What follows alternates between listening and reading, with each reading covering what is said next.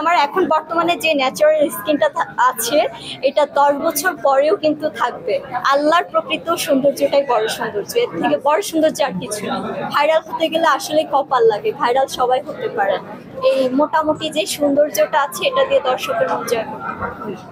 আসলে আমি god gifted, আমার যে আহামরি অনেক কিছু করতে হয় স্কিনের জন্য বা শরীর ফিট রাখতে অনেক কিছু করতে হয় এমনটা নয়।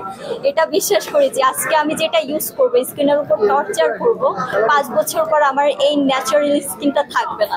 তো ইনশাল্লাহ আমার এখন বর্তমানে যে ন্যাচারাল স্কিনটা আছে এটা 10 বছর পরেও কিন্তু থাকবে, দেখতে পাবেন আপনারা। কেউ যদি মনে করে যে আমার স্কিনটাকে একটু চেঞ্জ করলে ভালো লাগবে বা সে ওইটাই চেঞ্জ করছে বা সার্জারি করছে বা পিলিং করছে, যাই করছে, বাট আমার কাছে ফিল হয় যে স্ক্রিনে আলহামদুলিল্লাহ আমার এই ফেসটা ভালো লাগে, কোনো অংশে খারাপ লাগে না। আমি এটা নিয়ে এগিয়ে যেতে চাই। আমি এই ফেসটা নিয়ে গত 7 বছর আগে এই ফেসটা নিয়ে এসেছিলাম, তখন মনে হয় আরো একটু ভালো ছিলাম।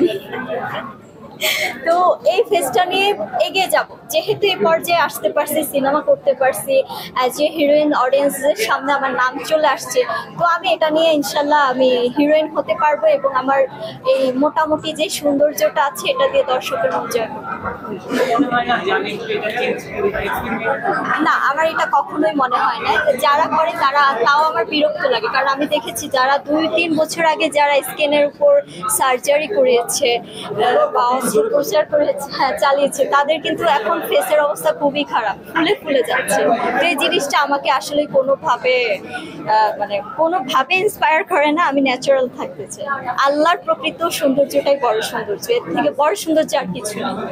নর্মালি সাধারণ মানুষ যেভাবে থাকে আমিও ঠিক তেমনটাই থাকি। আমি স্পেশাল কোনো কিছু করি না। আমি ঘরে যখন আমাকে সবাই দেখবে তখন ভাববেন যে আসলেই তো রাজরিপা পুরো ডিফারেন্ট, একদম সাধারণ মানুষের মতো লাইফ লিড করছে। বাট অন স্ক্রিনে যখন আসে তখন আমি রাজরিপা একটু ডিফারেন্ট হয়ে থাকি। এই যে এত আলোচনা সমালোচনা হচ্ছে, আমি কিন্তু নিজেকে হাইড করে রাখছি গত 6-7 মাস। আমি কিন্তু ক্যামেরার সামনে আসছি না, কোনো ইন্টারভিউ দিচ্ছি না, কাজ করছি চুপচাপ।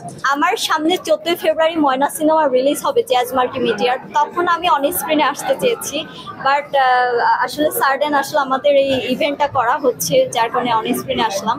তো অনেকে ভাবে যে আমি ভাইরাল হওয়ার জন্য সবার ইন্টারভিউ দেই, কিন্তু তা না। এটা হয়ে যায়, হয়তো কেউ পছন্দ করে ভাইরাল করে, কেউ অপছন্দ করে ভাইরাল করে। আর ভাইরাল হতে গেলে আসলে কপাল লাগে, ভাইরাল সবাই হতে পারে। সংবাদ, ফিচার ও অনুষ্ঠানের জন্য ভিজিট করুন সংবাদ প্রকাশের ওয়েবসাইট এবং যুক্ত থাকুন ফেসবুক পেজ ও ইউটিউব চ্যানেলের সঙ্গে।